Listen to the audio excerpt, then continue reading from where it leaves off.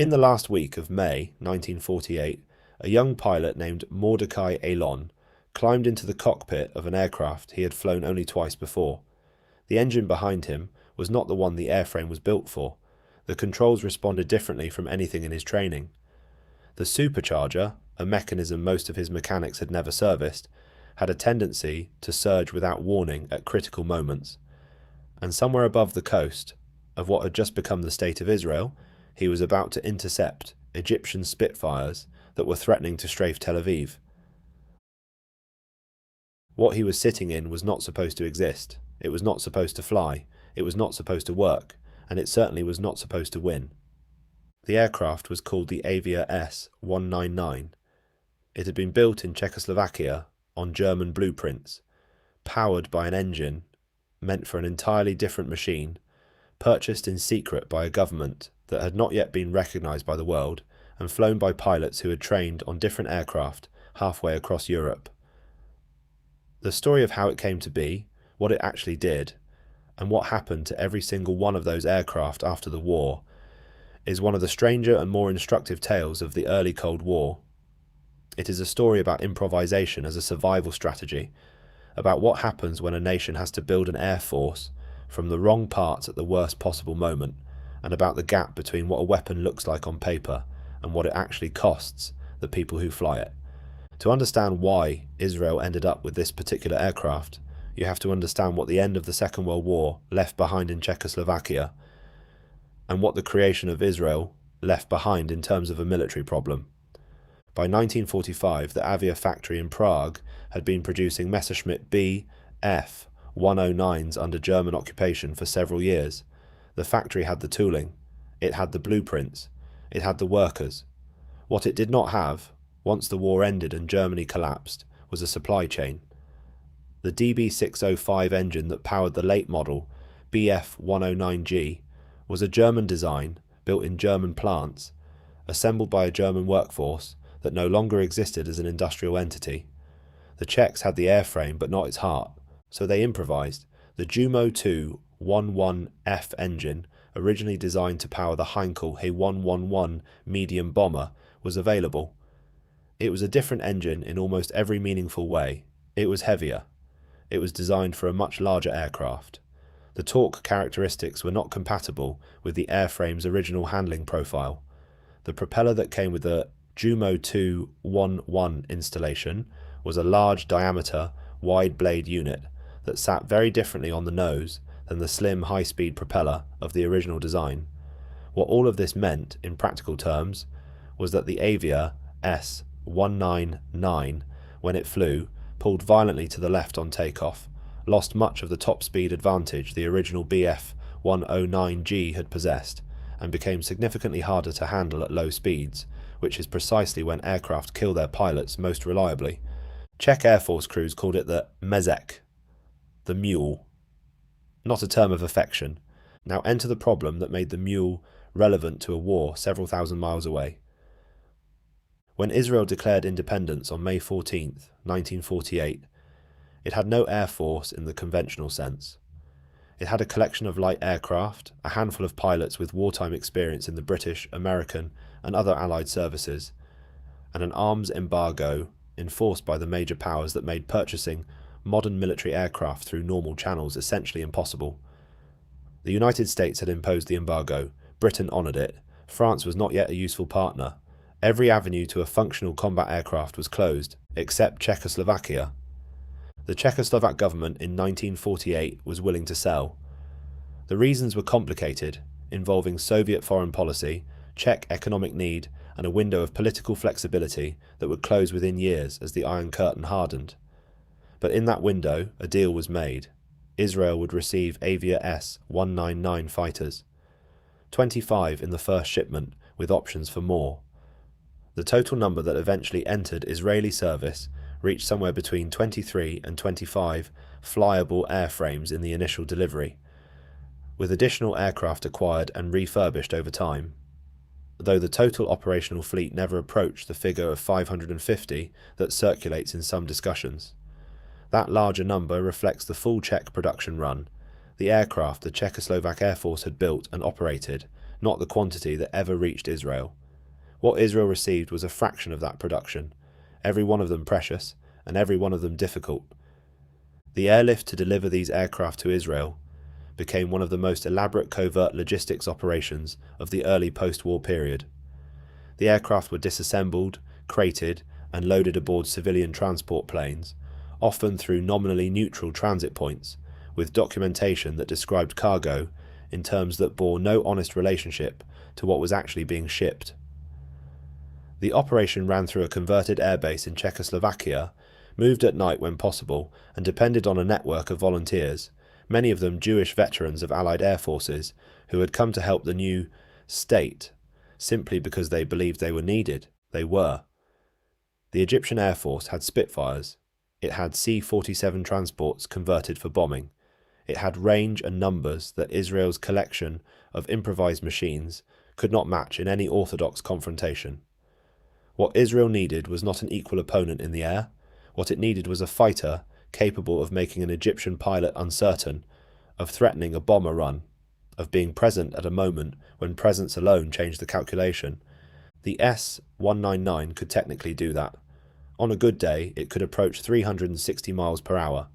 It carried two 20mm cannons and two heavy machine guns, a respectable armament for the era. The problem was getting it to that good day without killing the pilot in the attempt. The aircraft's tendency to swing left on takeoff was not a quirk pilots could compensate for through practice alone.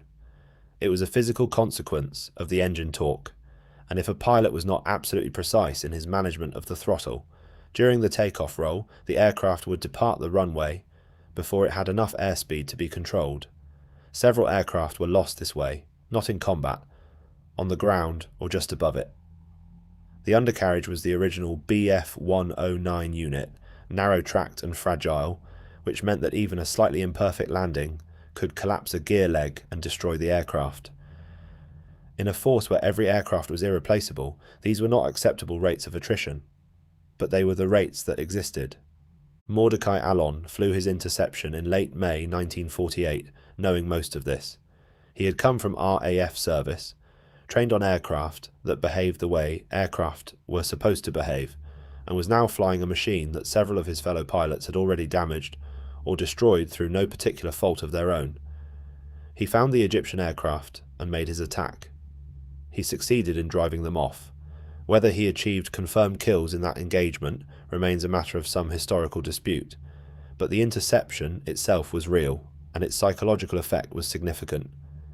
The Egyptians, who had been operating with confidence that Israel possessed no effective air defense, now had to reckon with the fact that something with guns was capable of reaching them.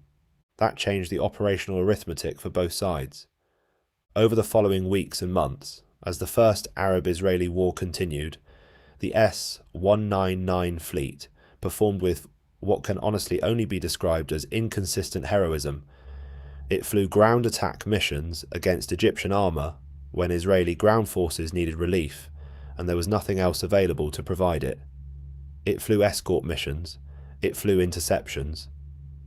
It was used in roles it was not designed for, maintained by mechanics who were learning its peculiarities as they went, supported by a logistics chain that was simultaneously trying to acquire spare parts, additional aircraft, and replacement pilots from multiple countries at the same time.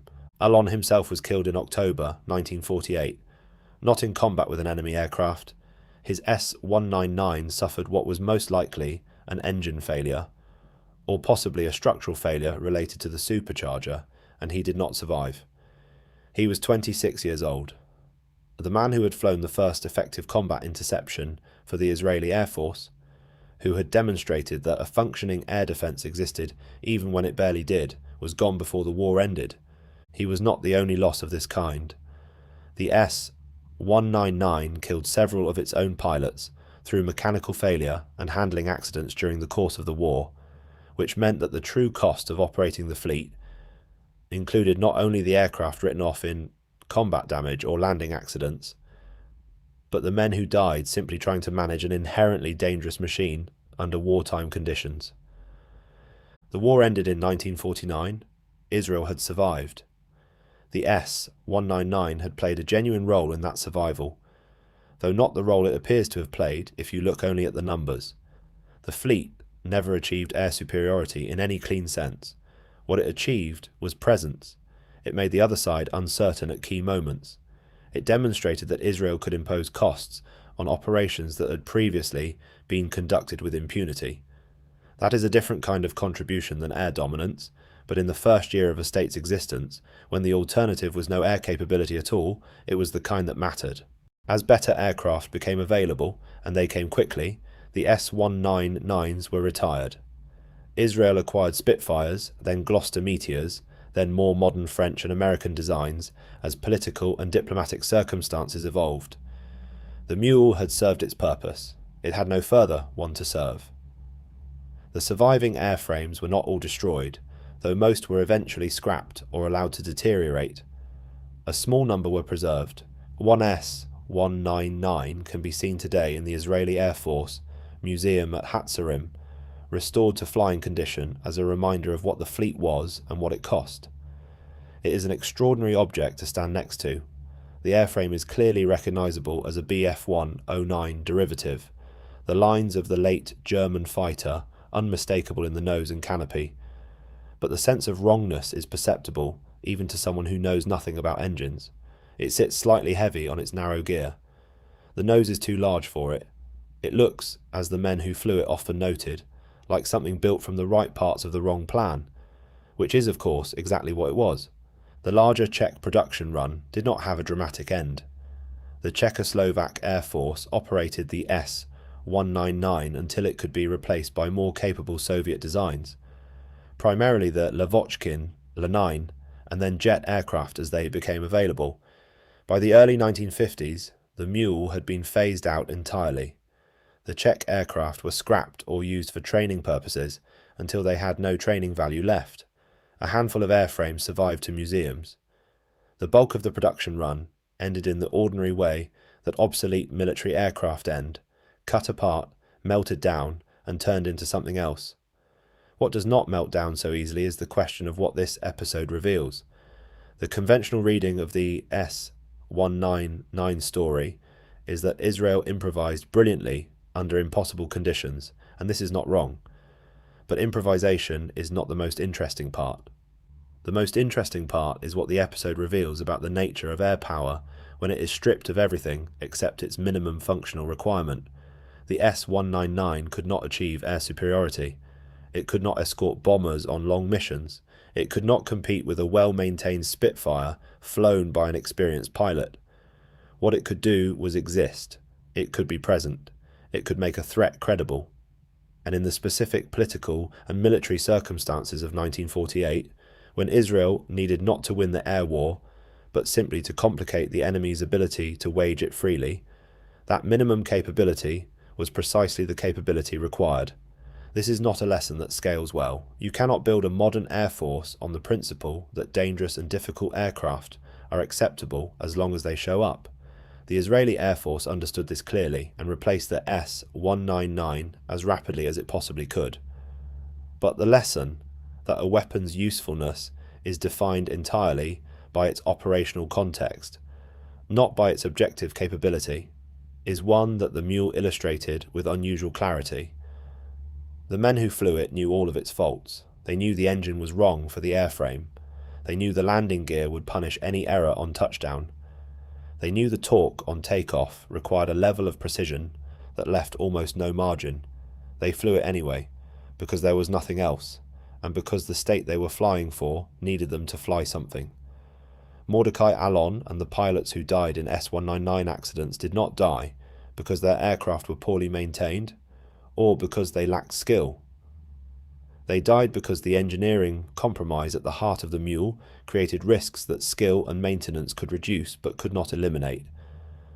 That is worth naming plainly. The aircraft was genuinely dangerous. The people who flew it knew it was dangerous. They made a clear-eyed choice to accept that risk, and some of them paid for it completely.